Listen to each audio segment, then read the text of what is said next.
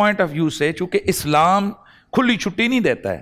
اسلام جناب اس طرح نہیں ہے کہ بچوں کو گھر سے نکال کے دروازہ بند کر دیا، وہ چاہیں تو سنیمے میں جائیں، وہ چاہیں تو سمندر پہ جائیں، وہ چاہیں تو نالے میں کھیلیں.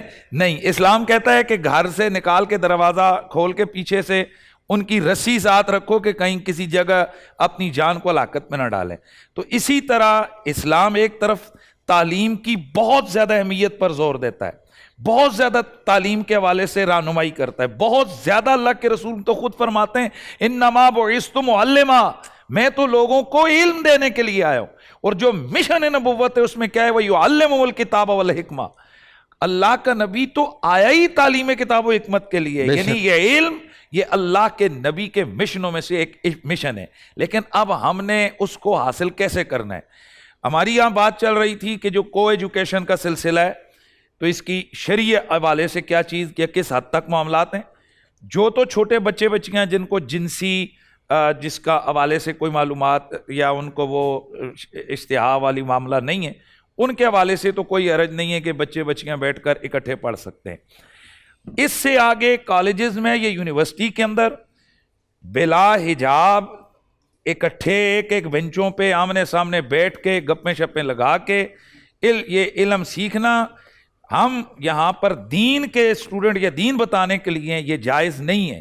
ایسے ماں باپ جو اس طرح کے کالجز یا یونیورسٹی کے اندر جو بلا حجاب اکٹھے بٹھا کر لڑکے لڑکیوں کو پڑھاتے ہوں، اگر وہ پڑھائیں گے ہر دن کا مکمل اور مسلسل گناہ ماشاءاللہ بذمہ بابا ماما لکھا جاتا رہے گا. اور اگر اس سے اگلے کسی بڑے گناہ میں وہ مبتلا ہوتے ہیں اس میں ماں باپ برابر کے شریک ہیں. اگلی چیز آ گئی، آپ نے ایک بات کی تھی مدارس کے حوالے سے. تو مدارس کے اندر الحمدللہ یہ جو لوگوں کے ذہنوں میں ہے کہ جی مدرسے میں دین، بھائی میرے مدرسے پی ایچ ڈی کروا رہے ہیں، او لیول کروا رہے ہیں، آئیں ہمارے پاس آئیں. یہاں ہمارے وہ ایک تنظیم ہے دعوت اسلامی، ان کا دارالمدینہ کا ایک سکول سسٹم شروع ہے. ہمارا دی لائٹنر کے نام سے ہمارے اپنے ادارے کا او لیول کروا رہے ہیں ہم لوگ.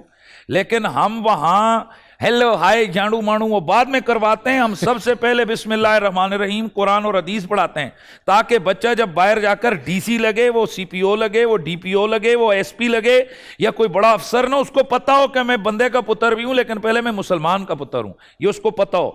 اس کے بعد جو آپ نے حدیث کے حوالے سے کہا، ایک حدیث یہاں پڑھی گئی چین والی کے علم کو حاصل کرو گو کہ تمہیں چین جانا پڑے. یہ حدیث بہت سارے حوالے سے محدثین اس پر کلام بھی کیا، لیکن کئی سندوں کو ملا کر یہ حدیث حسن کے درجے میں چلی جاتی ہے. بعضوں نے اس کو ضعف کا حکم لگایا، لیکن فضائل کے چیپٹر میں حدیث ضعیف بھی قابل قبول ہوتی ہے.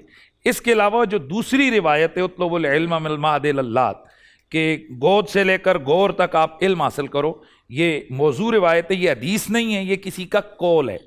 تو ایسی چیز کہ جو کسی کا قول ہو اس کو رسول اللہ کی طرف منسوب کرنا، یہ اگر علم نہ ہو تو اس پر بندہ اللہ کے آگے معافی مانگ لے، اور پھر اس سے اگر وہ کسی پر اعتماد کر کے کیا تو جب پتہ چل جائے کہ یہ روایت موضوع ہے تو اس کے بعد اس کو بیان کرنے سے اجتناب چاہیے. بول انٹرٹینمنٹ کے شوز دیکھنے کے لیے ہمارے چینل کو سبسکرائب کریں اور بیل آئیکن پر کلک کرنا نہ بھولیں.